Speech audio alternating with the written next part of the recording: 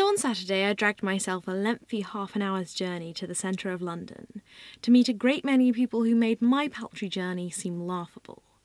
People who had come from Norfolk and Yorkshire and Wales, all for the love of books.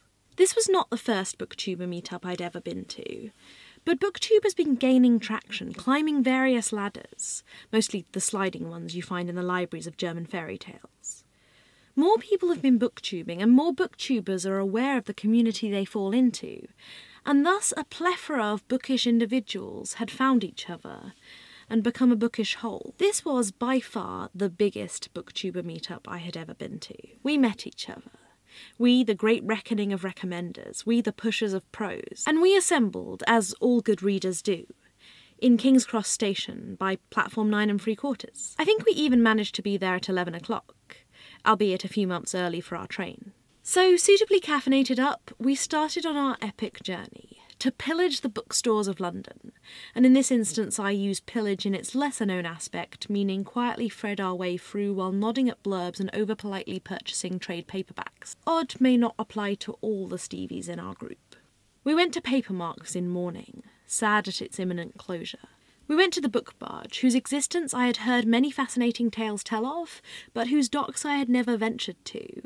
I actually still remain a stranger to it really, for we found we'd trooped over too early and it was not yet open. We went to Hatchard St Pancras, the bookstore I used to work at, and for which I still have a great amount of patriotism. There I finally bought the book my ex-colleague had always been recommending me, and that, upon returning, she was still recommending me.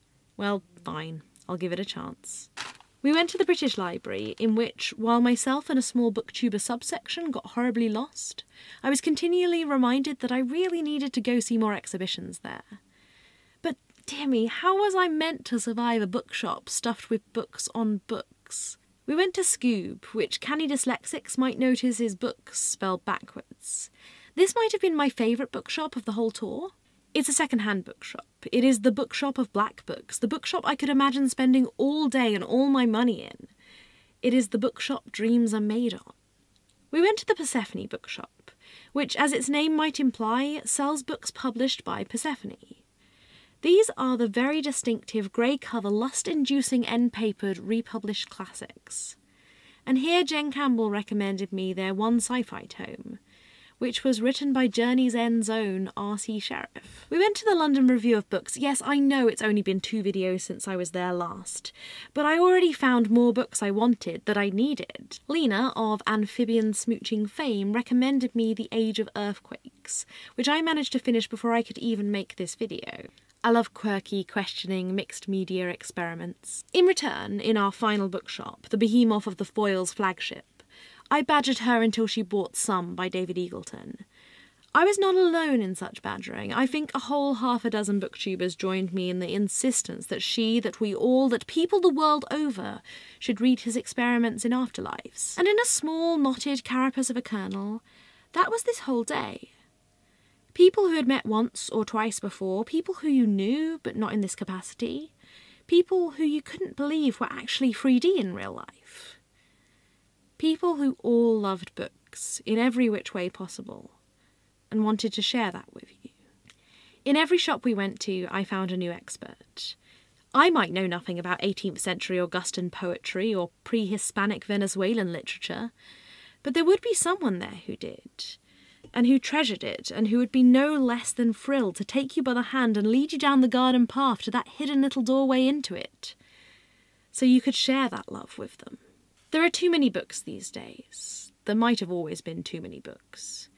Top lists and classics and canons are so popular because they give you some starting point in what you should have read. But in this meeting of Booktube, I think I glimpsed something beyond that. Something of an acceptance of that inevitability of unending and volatile seas of stories, which one could never know, but which collectively we all know so well. Here there were a host of unrelenting explorers, each with their own specialty, and each of these individuals has a channel which can happily be charted out onto whenever we fancy a new adventure. So I might just have a little bit of reading I need to do. Bye, guys.